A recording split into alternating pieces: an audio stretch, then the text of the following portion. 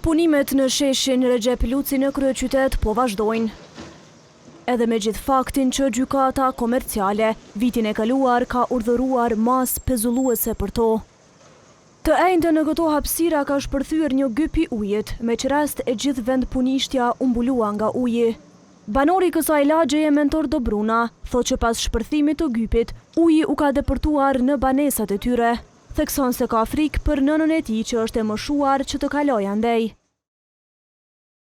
Është bërë edhe më keq problemi që ne e kemi aty është shpërthyer një gyp i ujit dhe kësaj ne po kemi problem në hyrjet e ndërtesave tona. Të gjithë bodrumet janë mbushur me ujë. Unë e kam hallin në nënës time, ajo është në moshë dhe kur të kthehet në shtëpi do ta ketë të vështirë hyrjen në ndërtesë. Nuk e di çfarë janë duke bërë kështu. Disa qytetarë kanë kërkuar që punimet të mos tërgjaten.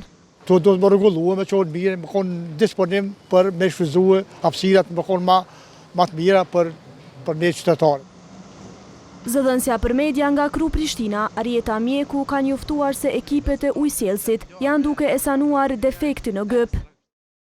Ekipet e mirëmbajtjes së rrjetit të ujësielësit janë duke u marrë me sanimin e defektit në një gyp të ujit në atë pjesë. Shpresojmë që të përfundojë rregullimi sa më shpejt.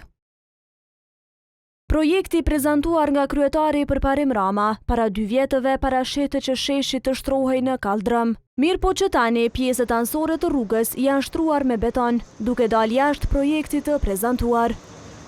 Për këtë gjë, koha gjatë ditës ka provuar që të marrë një përgjigje nga drejtori i ri i investimeve kapitale, Sokol Havolli, por ai e ka mbyllur telefonin.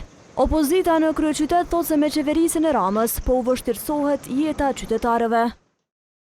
Komuna ka premtuar vendosjen e kaldërmëve, kurse tash e ka betonuar atë pjesë. Përparim Rama dhe LDK-ja ka premtuar hapësira gjelbruese, e tash qytetarëve po jep hapësira betonuese. Shtoja faktin që punimet po ecin ngadalë e shpesh po kemi edhe rrjedhjet e kanalizimit, gjë që po paraqet probleme për banorët e kësaj rruge, por edhe për qytetarët që frekuentojnë këtë rrugë. Me qeverisjen e LDK-s po vështirësohet jeta e qytetarëve të Prishtinës çdo ditë e më shumë.